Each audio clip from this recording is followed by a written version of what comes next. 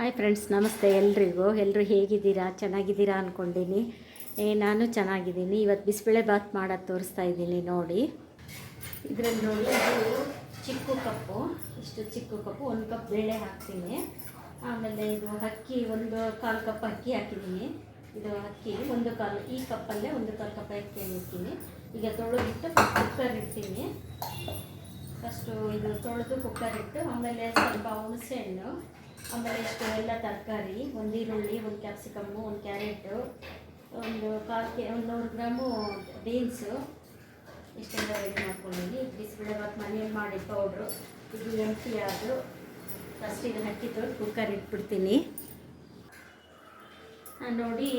ಇದರಲ್ಲಿ ಈ ಕಪ್ಪಲ್ಲಿ 1ಕ್ಕೆ 2 ರಂಗೆ ನೀರು ಕುಕ್ಕರ್ ಕೂಗ್ಸಕ್ಕಿಡಬೇಕು. ಈಗ 3 ಕಪ್ ಹಾಕಿನಿ.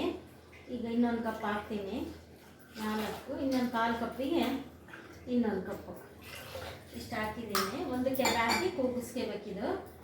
ತರಕಾರಿ ಇದರಲ್ಲೇ ಹಿಡಿಯಲ್ಲ, ಆ ತರಕಾರಿ ಬೇರೆ ಒಗ್ಗರಣೆಗೆ ಹಾಕಿ ಬೇಯಿಸ್ತೀನಿ ನೋಡಿ. ಈ ಥರ ಬೆಂದಿದೆ ಅನ್ನ. ಈಗ ಒಗ್ಗರಣೆಗೆ ಹಾಕಿ ತರಕಾರಿ ಬೇಯಿಸ್ಕೊಂಡು ಆಮೇಲೆ ಅದು ಇದು ಒಟ್ಟಿಗೆ ಹಾಕ್ತೀನಿ. ಈಗ ಒಗ್ಗರಣೆ ಹಾಕ್ತೀನಿ ಫಸ್ಟು.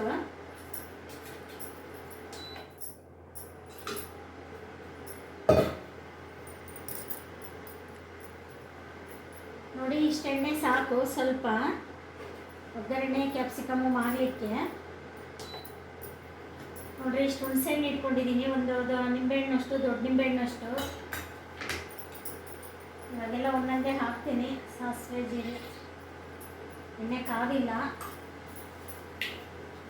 ನಾನು ಮನೆಯಲ್ಲೇ ಮಾಡಿದ್ದು ರೀ ಬಿಸಿಬೇಳೆ ಬಾತು ಪೌಡ್ರು. ಬಿಸಿಬೇಳೆ ಬಾತ್ ಪೌಡ್ರು ಮನೆಯಲ್ಲೇ ಮಾಡ್ಕೊಂಡಿರ್ತೀನಿ. ಜೊತೆಗೆ ಸ್ವಲ್ಪ MTRದು ಹಾಕ್ತೀನಿ. ಕಾಯ್ದಿದೆ ನೋಡಿ ಎಣ್ಣೆ. ಸಾಸಿವೆ ಹಾಕ್ತೀನಿ, ಜೀರಿಗೆ, ಶೇಂಗಾ ಬೀಜ,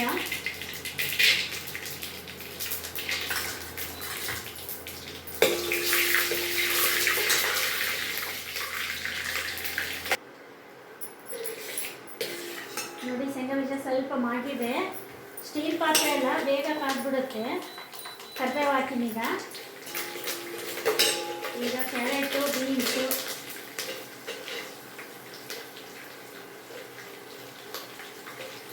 ಇದು ಸ್ವಲ್ಪ ಮಾಡಿದ್ದೆ. ಈರುಳ್ಳಿ, ಕ್ಯಾಪ್ಸಿಕಮ್ಮು ಹಾಕ್ತಿದ್ದೀನಿ ರೀ.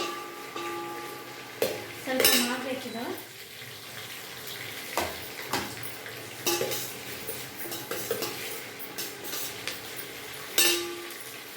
ಒಗ್ಗರಣೆಲ್ಲೇ ಸ್ವಲ್ಪ ಉಪ್ಪು ಹಾಕ್ತೀನಿ. ಆಮೇಲೆ ಮತ್ತೆ ಬಿಸಿಬೇಳೆ ಬಾತಿಗೆ ಸ್ವಲ್ಪ ಹಾಕ್ತೀನಿ. ಒಂದು 1/2 ಸ್ಪೂನ್ ಹಾಕಿರ್ತೀನಿ.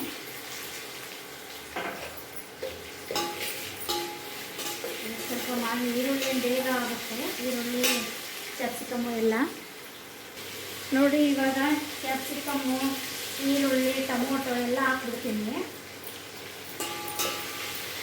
ಸ್ವಲ್ಪ ಅರಿಶಿನ ಪುಡಿ ಹಾಕ್ತೀನಿ.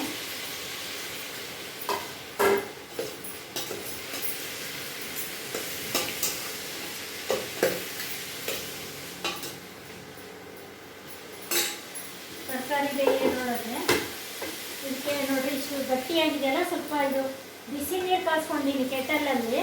ಸ್ವಲ್ಪ ಹಾಕಿ ಕಲಿಸ್ಕೊತೀನಿ ಅಂದೊಳಗೆ. ಒಗ್ಗರಣೆ ಮಾಡೋದ್ರಲ್ಲಿ ಇದು ಸ್ವಲ್ಪ ಈ ಥರ ಎಲ್ಲ ಕಲಿಸ್ಕೊತೀನಿ. ಗಟ್ಟಿ ಇರುತ್ತಲ್ಲ, ಹಾಕಕ್ಕೆ ಸರಿ ಹೋಗಲ್ಲ.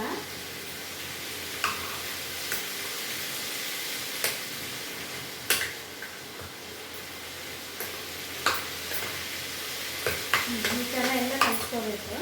ಆಮೇಲೆ ಅದು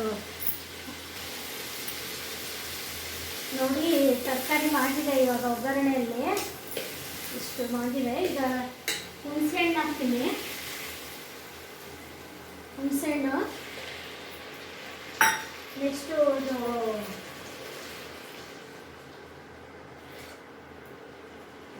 ಹಾಕ್ತೀನಿ, ಉಳಿದಿದ್ದೀನಿ. ಇದರಲ್ಲೇ ಮಸಾಲೆ ಎಲ್ಲ ಹಾಕ್ತೀನಿ.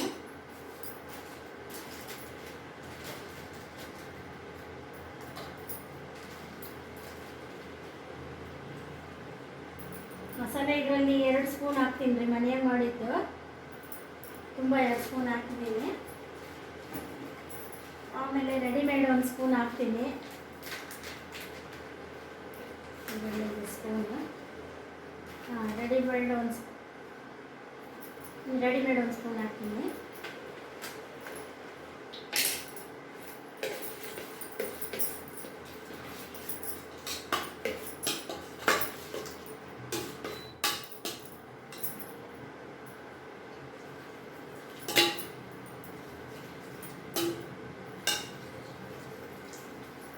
ಬಿಸಿ ನೀರು ಕಾಸಿಟ್ಕೊಂಡಿರ್ತೀನಲ್ವಿ, ಹಾಕ್ತೀನಿ ಬೇಗ ಆಗುತ್ತೆ ಅಂತ. ಇದು ಒಂದು ಸ್ವಲ್ಪ ಕುದಿದ್ರೆ ಈಗ ಅನ್ನ ಹಾಕ್ತೀನಿ, ಬೇಯಿಸ್ಕೊಂಡಿರೋದು ಅಕ್ಕಿ ಬೇಳೆನ. ಒಂದು 5 ನಿಮಿಷ ಕುದಿಬೇಕದು. ನೋಡಿ, ಒಂದು ಸ್ಪೂನ್ ಖಾರ ಹಾಕ್ತೀನಿ. ಅದರಲ್ಲೂ ಖಾರ ಇರುತ್ತೆ ಪೌಡ್ರಲ್ಲಿ, ಆದರೂ ನಮಗೆ ಸ್ವಲ್ಪ ಮೇಲೆ ಒಂದು ಸ್ಪೂನ್ ಖಾರ ಹಾಕ್ಕೊತೀನಿ. ನಿಮಗೆ ಬೇಕು ಅಂದರೆ ನೀವು ಅದರ ರಸಮ ಇದರಲ್ಲಿರೋದೇ ಖಾರ ಸರಿ ಹೋಗುತ್ತೆ. ಖಾರ ಕಡಿಮೆ ತಿನ್ನೋರಿಗೆ ನಮಗೆ ಸ್ವಲ್ಪ ಖಾರ ಬೇಕು.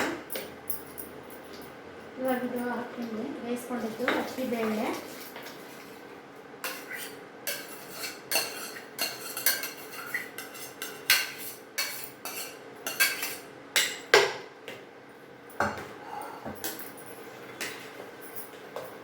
ತಳ ಓದ್ತದೆ ಗೂರಾಡ್ತಾ ಇರಬೇಕು.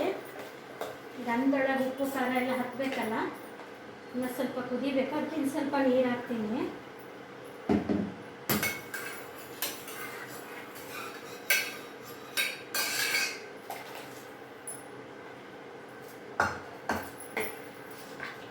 ನೋಡ್ರಿ, ಇಷ್ಟು ತೆಳ್ಳಗಾಗಿದೆ. ಕುದ್ರೆ ಗಟ್ಟಿ ಆಗುತ್ತೆ.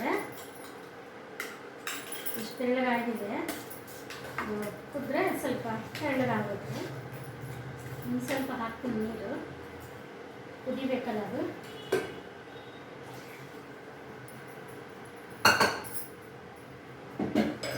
ಇವಾಗ ಇನ್ನೂ ಸ್ವಲ್ಪ ಉಪ್ಪು ಹಾಕ್ತೀನಿ. ಅವಾಗ ಅರ್ಧ ಚಮಚ ಹಾಕಿದ್ದೆ, ಈಗ 1 ಚಮಚ ಹಾಕ್ತೀನಿ. ಉಪ್ಪು ನಿಮಗೆ ಬೇಕಾದರೆ ನೋಡ್ಕೋಬೋದು, ರುಚಿಗೆ ತಕ್ಕಷ್ಟು ಉಪ್ಪು ಹಾಕೋಬೋದು. ಟೋಟಲಿ ನಾನು 1.5 ಸ್ಪೂನ್ ಉಪ್ಪು ಹಾಕಿದ್ದೀನಿ. ಈಗ ಒಣ ಕೊಬ್ಬರಿ ಹಾಕ್ತೀನಿ. ನೋಡಿರಿ, ತುರಿದಿಟ್ಕೊಂಬಿಟ್ಟಿರ್ತೀನಿ ನಾನು. ಹಸಿ ಕೊಬ್ಬರಿ ಹೆಂಗೆ ತುರಿದಿಟ್ಕೊಂಡಿರ್ತೀನಿ ಹಂಗೆ ಒಣ ಕೊಬ್ಬರಿ ತುರಿದಿಟ್ಕೊಂಬಿಟ್ಟಿರ್ತೀನಿ ಐಸಲ್ಲಿ. ಹಂಗಾಗಿ ಸ್ವಲ್ಪ ಈಗ ಗಟ್ಟಿಯಾಗಿದೆ.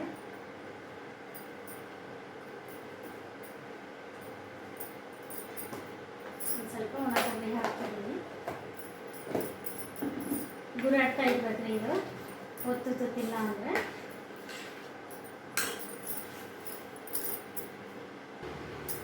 ನೋಡಿ, ಇದು ತಳ ಒತ್ತುತ್ತೆ ಕರೆಂಟಿನ ಸ್ಟವ್ ಮೇಲೆ. ಅದಕ್ಕೆ ನಾನು ಸ್ವಲ್ಪ ಇದ್ರ ಗ್ಯಾಸ್ ಸ್ಟವ್ ಮೇಲೆ ಇಡ್ತೀನಿ.